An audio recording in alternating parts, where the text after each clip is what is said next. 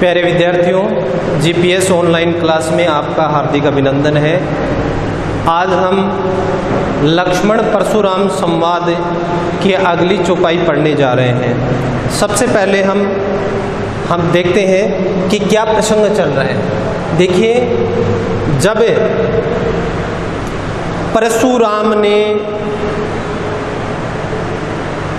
परशुराम ने विश्वामित्र जी को लक्ष्य करके कहा कि हे विश्वामित्र जी, मैं तुम्हारे सदाचरण के कारण इस नादान बालक को छोड़ रहा हूँ, अन्यथा इसको कठोर कुठार से काट देता।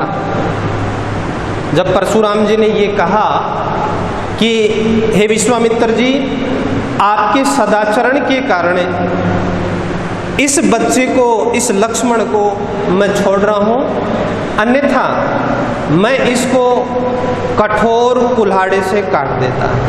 तब लक्ष्मण ने परशुराम पर व्यंग्य करते हुए कहा, कहे उल्लखन मुनि शील तुम्हारा, को नहीं जान विदित संसारा।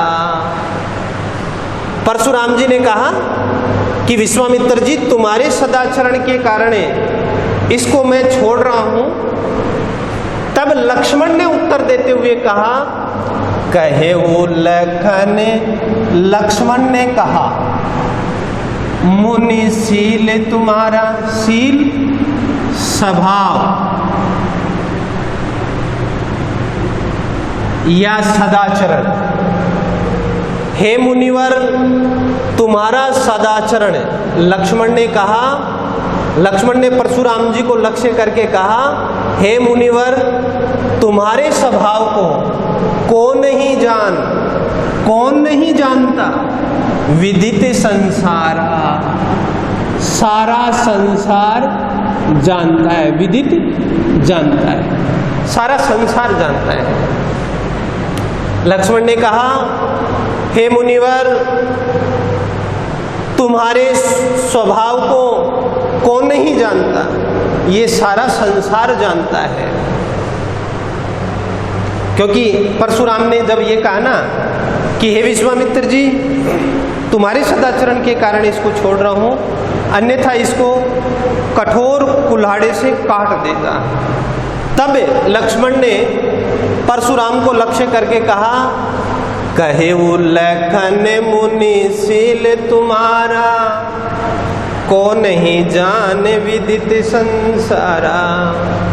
लक्ष्मण ने कहा, हे मुनिवर तुम्हारे स्वभाव को कौन नहीं जानता, विदित संसारा, सारा संसार जानता है। यानी तुम्हारे क्रोधी स्वभाव के बारे में कौन नहीं जानता है, तुम्हारा सदाचरण कैसा है ये सारा संसार जानता है। आगे क्या कह रहे हैं, मात पिता ही उऋण भयनी के, उऋण ऋण से मुक्त, ऋण से मुक्त, माते पिता ही उऋण भयनी के, निके अच्छी तरह, अच्छी तरह, नीके अच्छी तरह। हे मुनिवर तुमने माता पिता का ऋण तो अच्छी तरह से चुका दिया है, माता पिता के ऋण से तो अच्छी तरह से मुक्त हो गए हो। गुरु ऋण रहा सोचे बड़े जी के, अब तुम गुरु ऋण के बारे में बहुत विचार कर रहे हो। सोच बड़े, बहुत सोच, बहुत विचार, तुम बहुत विचार कर रहे हो। माता पिता का ऋण तो अच्छी तरह से तुमने चुका दिया है, अब तुम गुरु के ऋण के बारे में बहुत विचार कर रहे हो। क्योंकि परशुराम ने ये कहा ना कि मैं इस कठोर कुठार से इस लक्ष्मण का क्षण भर में वध करके गुरु के ऋण से मुक्त हो जाता। देखिए, माता पिता और गुरु तीन ऋण होते हैं। गुरु शिक्षा देते हैं, सदाचरण सिखाता है। गुरु का ऋण शिष्य पर हमेशा रहता है। माता का ऋण, माता अपनी कोख में पालती है, पोसती है, उसे चलना फिरना और ये संसार से परिचित कराती है। तो मातृ ऋण और पितृ ऋण होता है पिता का ऋण। पिता का ऋण चुका सकते हैं क्योंकि पिता ने हमको जन्म दिया। हम संतान उत्पत्ति करके पितृ ऋण से मुक्त हो सकते हैं।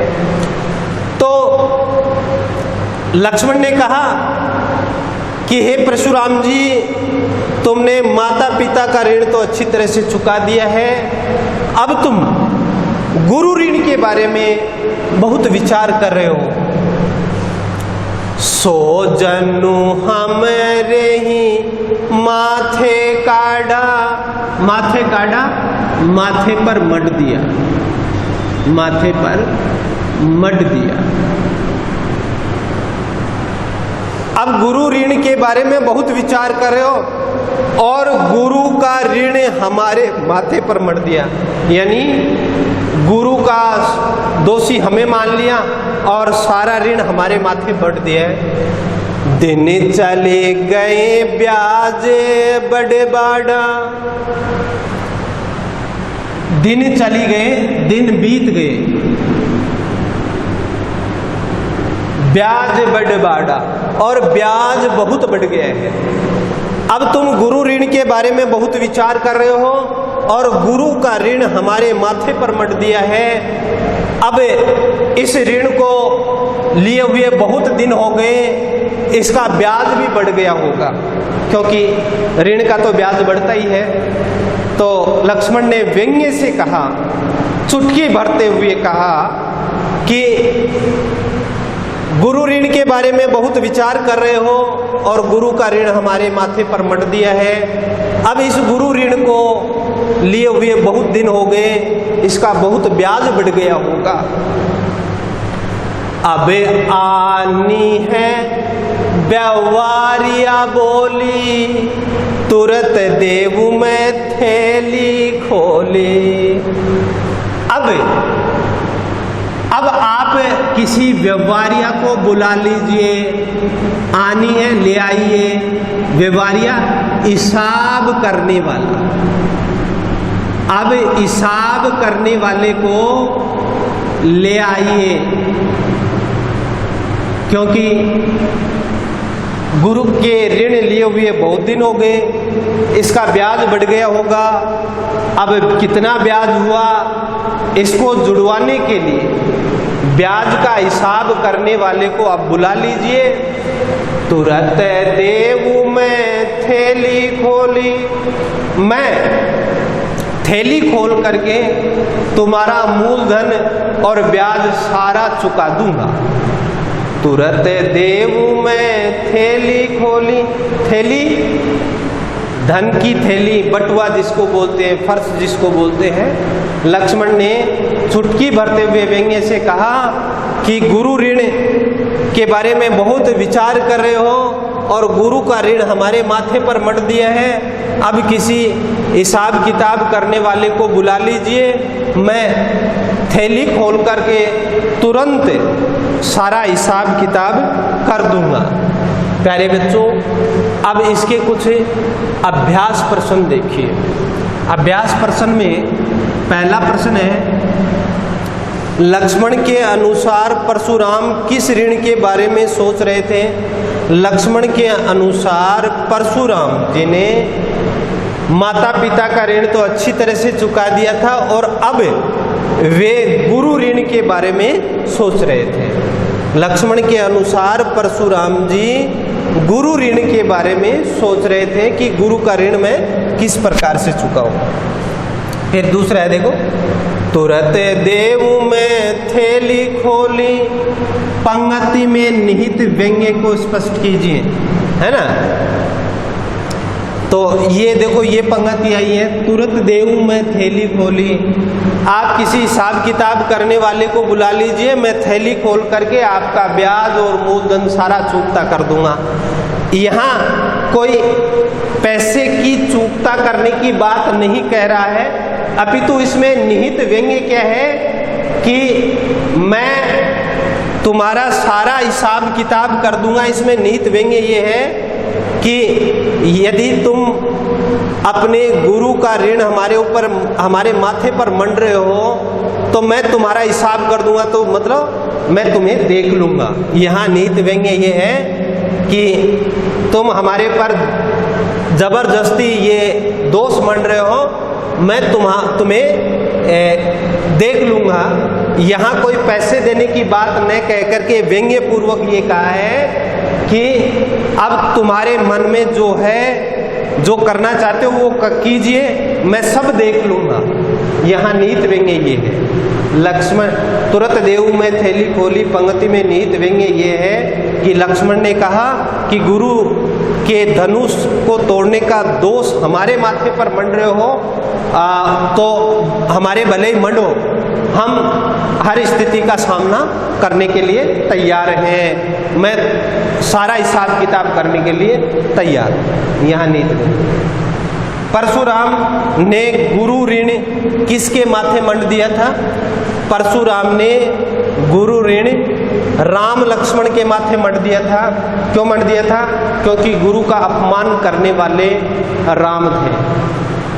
परशुराम के अनुसार राम ने शिव धनुष को भंग करके उनके गुरु का अपमान किया था, इसीलिए गुरु तो तब प्रसन्न होंगे जब उनके धनुष को भंग करने वाले का वध परशुराम जी करेंगे। इस प्रकार से परशुराम जी ने गुरु ऋण राम और लक्ष्मण पर मंड दिया था कि यही दोषी हैं गुरु के अपमान के। गुरु का धनुष तोड़ कर उनके अपमान के दोषी यही हैं, और जब इनको मैं मारूंगा, जब इनका मैं वध करूंगा, तभी मेरा गुरु ऋण उतरेगा। प्यारे बच्चों, अगली क्लास में हम इससे अगली चौपाई और दोहा पढ़ेंगे। धन्यवाद। जय हिंद, जय भारत।